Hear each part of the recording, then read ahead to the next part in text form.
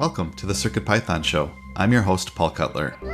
This episode I'm joined by Brent Rubell. Brent is an engineer at Adafruit Industries and a graduate student at the University of Massachusetts Dartmouth. He works on all things embedded, but especially devices which connect to the internet. Brent has worked for Adafruit for 5 years, first in the Adafruit factory within the PCB fabrication department, as an intern, and currently as an engineer. Brent, welcome to the show. Thanks for having me.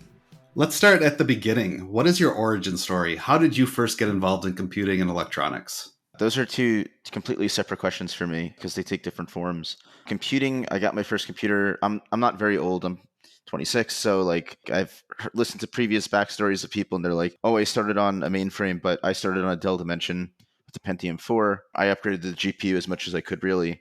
And then for programming, I got into it via scripting for Flash games. So I basically wanted to cheat at them, but I also didn't realize I was learning as I was cheating. I used a scripting engine called Cheat Engine, and you make these things called trainers for games where you manipulate the memory of certain things. So if you want unlimited health, you would essentially freeze the memory address on the health bar, and then it wouldn't move. Or if you wanted to increase a value, you would increase the memory. Before I knew how to even program really how to find the things I'm looking for within an application. And then I got into programming more so in junior high to high school, and then more and more in college, and got into Python as well via scripting things I wanted to do. And then I had familiarity with it when it came time to actually apply it to work. So you're currently working at Adafruit on Internet of Things. What does IoT and the Internet of Things mean to you? So to me, the IoT is a way to link physical objects to the internet. So physical objects containing electronics in them. So either some type of instrumentation, they'll have sensors that will report data on the physical world, like a weather station, or they could also report data on the device internally, so the device's battery, or actuators, so things like motors or LEDs that interact with things in the physical environment. And then those things, the things on the internet, are networked, and the internet's a network. So they send and receive data either to or from the internet itself, or an application on the internet, or gathering data from other devices, or they talk to other devices. So it's best described as a network rather than the internet, because it contains kind of nodes and graphs between devices and things. That makes a lot of sense.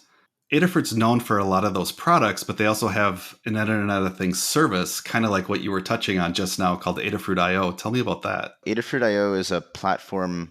I started working with it in 2018, but it's older than that. It's a service and a platform that is used to simplify connecting things to the internet. So specifically, Adafruit looked at existing solutions when it was made and decided they'll write their own that has a lot of simplicity in what it does. And then they also wanted privacy and user controllable privacy, which is something also important in the Internet of Things. So it's a platform that you can send data to the Adafruit IO server, and it can be displayed on charts. You can interact with the data with dashboards. You can click a button and your device will do something, but you can also send values from your device to the service to have it graphed, to have it stored, and you can download the data. You can destroy the data. It's your data and it's your devices, pretty much.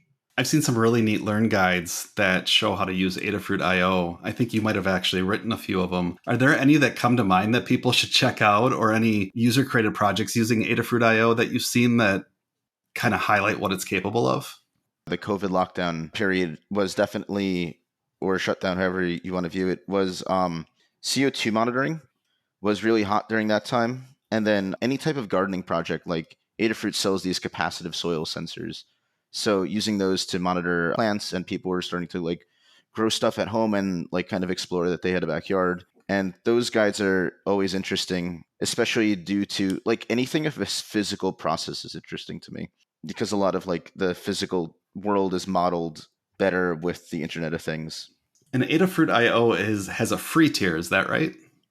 It does. There's 2 tiers. There's a free tier, and it's 30 data points a month, and you can have on our services, you can have 2 devices connected through this Wippersnapper firmware that we'll probably talk about. but you can only have 10 feeds. And then for $10 a month, you can have more data points per minute. You have unlimited devices, unlimited dashboards. The only thing that's limited is how often you can send data and receive data with the service. I think that maxes out at about 60 requests a minute. Yeah, it maxes out at 60, and then you can actually boost that value per month via, like, we have a system called Boosts. So it doesn't get you up to the data rate of something commercial like AWS IoT or Azure IoT, which are really meant for commercial applications of IoT projects that have fleets of sensors, right? Like Adafruit IO is meant as an experimentation platform, not as a commercial platform. And if someone is looking to get into Azure IoT, Liz Clark just published a guide a couple of weeks ago on how to do that as well. Yeah, it's a great guide. I wrote the library like originally for work, and then Microsoft came along and like did a really good pass over it and sleeped it, and Liz has like taken that and ran with it even further, and I'm happy to see that. That's awesome. You mentioned Wippersnapper. It's a new firmware. Yeah. For someone who's never heard of Yeah. Wippersnapper, what is it? It's an application written for Arduino. It contains basically everything you need for your board to communicate with the internet. And specifically, it communicates with our Internet of Things platform called Adafruit IO. And it allows your hardware to be controlled from the internet and configured from the internet and send values to the internet. And this is all no code, no programming involved, and visual on a website. For the no-code solution, how do you define no-code? What are some of those building blocks someone might see on a web page? Can you walk me through that and help our listeners understand? Yeah, sure. So there's a few different types of like solutions for programming, right? So there's straight programming, which is text-based, and you type into a computer, and it's either compiled or interpreted. So like Python or C, in that reverse order. And then that code produces an application. There's another way to produce code, which is no code, which is starting to gain a little bit of popularity. There was a few articles around it in the Times. And no code, the gist of why it's interesting to me at least, is it increases the amount of people who can make and develop software applications. So these are people who never learned programming but want to build something. And when I was teaching a class a while ago at New York City Resistor about CircuitPython, actually, somebody working there wanted to create a monitor for they were a construction worker, and they wanted to create a monitor for their construction site to track, I don't remember, but they wanted to track something.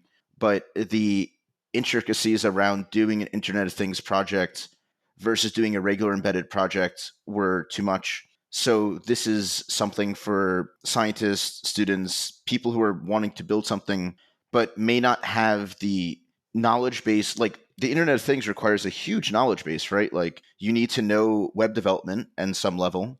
You need to know how you're going to send the data to the internet. You need to know what type of data you want to send. You need to know what you're actually sending, and you need to be able to display this on the web somehow. So like that is a huge swath of like computer, electrical engineering, and computer science.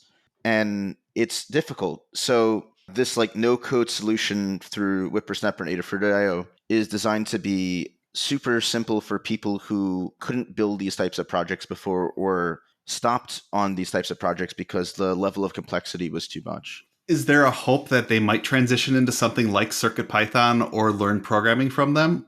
Yeah, I hope so. Back when CircuitPython was first introduced to me, one of the I guess pitches for CircuitPython was that a student would be able to purchase a board and maybe use MakeCode, and then they would maybe be able to like graduate, I guess, so to speak, to CircuitPython.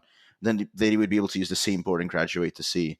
So this is once again like using the same board, the same development board that they're comfortable with using, and then they can move to a more like if they want to add features to it or low power modes to it or other like they want to calculate a rolling average on a sensor measurement that they can't do in Wippersnapper, they can move this project to CircuitPython, but at least they proved it out and they started to gain familiarity with the hardware and what it's capable of, right? So the Wippersnapper firmware runs on about a dozen boards right now. I think Wi-Fi is probably one of the requirements.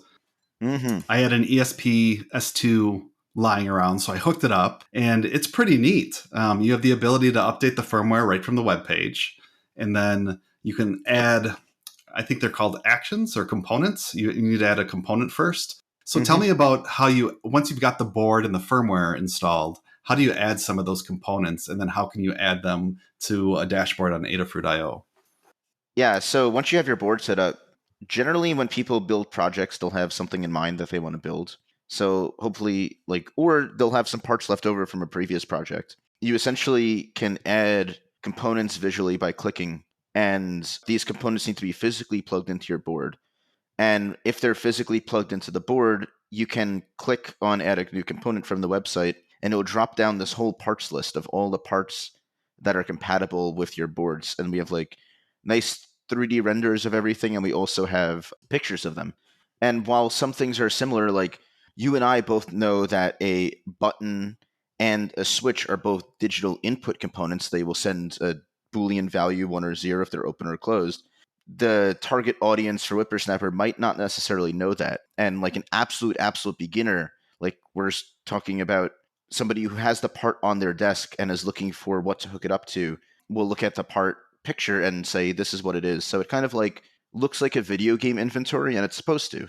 You're supposed to visually identify the part with what's on the project. So you click that and you click create component. And what happens when you click that button that says create component is the website over Wi-Fi sends a command over a protocol called MQTT, and it tells the board basically, hey, I would like to create an LED on pin 13.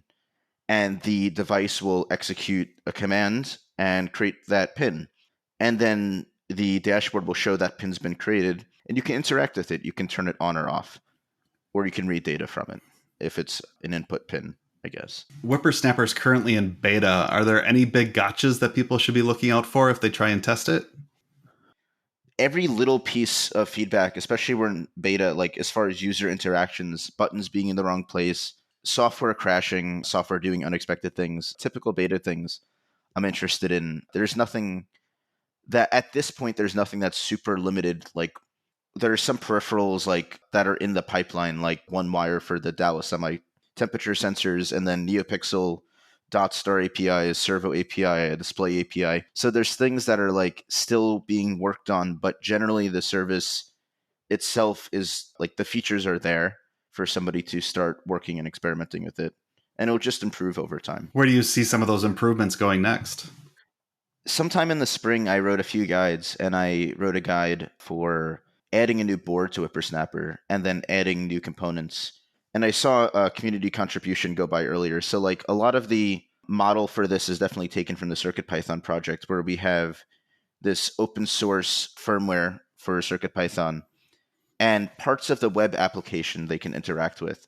So each component that you'll see in the component picker is actually JSON file, and they're data-driven files, which means that if you go into the repository and you add a new JSON file, it will actually add a new component to the website.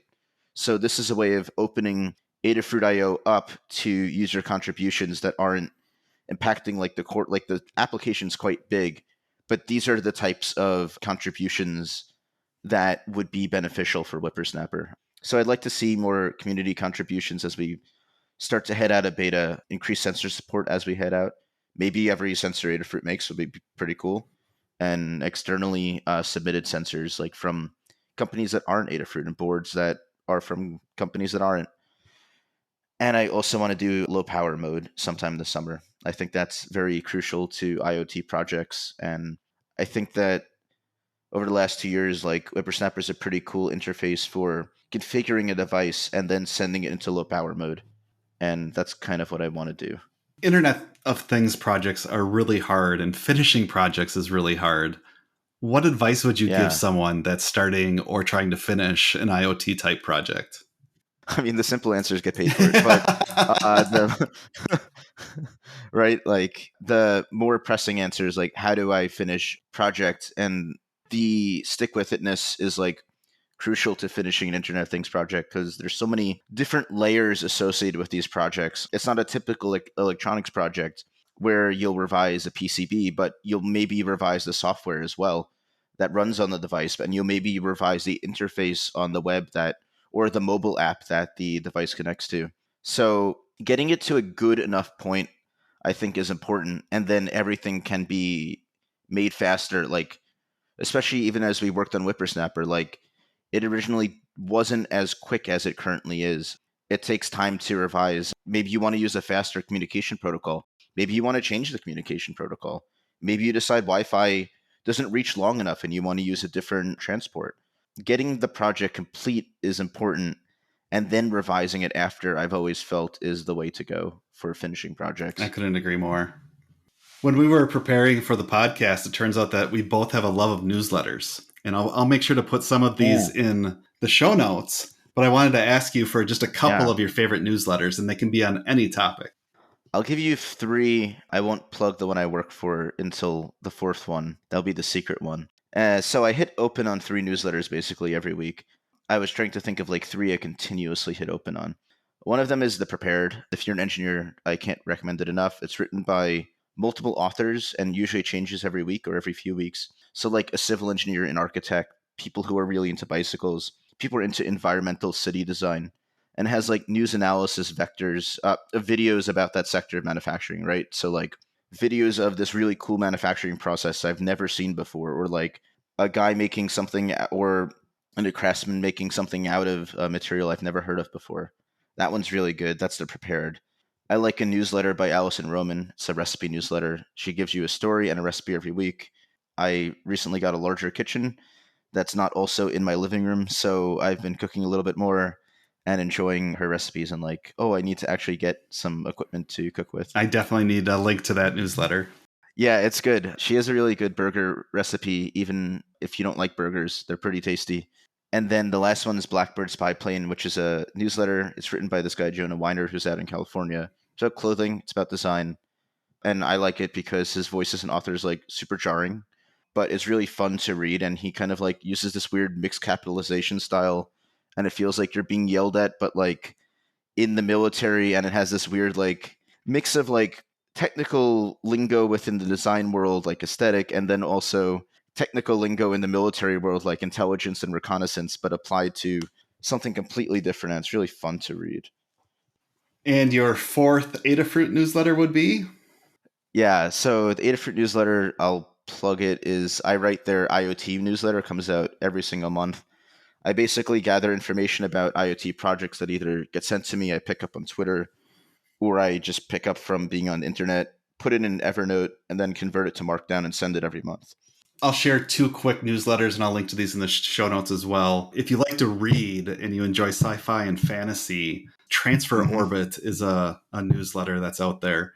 And I forget the gentleman's name, but he does great reviews of both new books and some older books from time to time. Ooh. He's written for IO9 and a couple other sci-fi type websites, and I really enjoy his reviews. He and I have very similar tastes. This is what I've learned. And it's always nice to find a reviewer that has similar taste to you, because then you know that you can trust them a little bit more as well. The next one, speaking of similar taste, I've shared how much I love music on the podcast, but one is called Indie Mixtape with Stephen Hayden. Stephen is a music critic, author, and podcast host as well, who actually lives here in Minnesota like I do. But it comes out weekly on Fridays, I should say, and it just touches on some of the big new releases. There's usually an interview with an artist, but I'll put links to those in the show notes as well. Sweet. I need more music to listen to, so that'll work out very well. Last question for you that I ask each guest. You're about to start a new project. Which board are you going to reach for to prototype with? Usually I have a project in mind for what I'm applying this to. I really like the feather format. I think the feathers at this point, especially the newer feathers, so the Feather ESP32S3 and the ESP32 V2, the ones with the charger, and there's so much circuitry built into them that it's hard not to reach for them, and they have a pretty nice pinout. I started with an Uno, and the Feather is pretty good for IoT projects. It has the battery. Most of them now have Wi-Fi. Probably a Feather ESP32 V2. And I have to ask, is that Wippersnapper compatible? Oh, it is. Of course it is. Brent, thanks so much for being on the show. Thank you. Thank you for listening to the CircuitPython Show. For show notes, transcripts, and to support the show, visit circuitpythonshow.com. Until next episode, stay positive.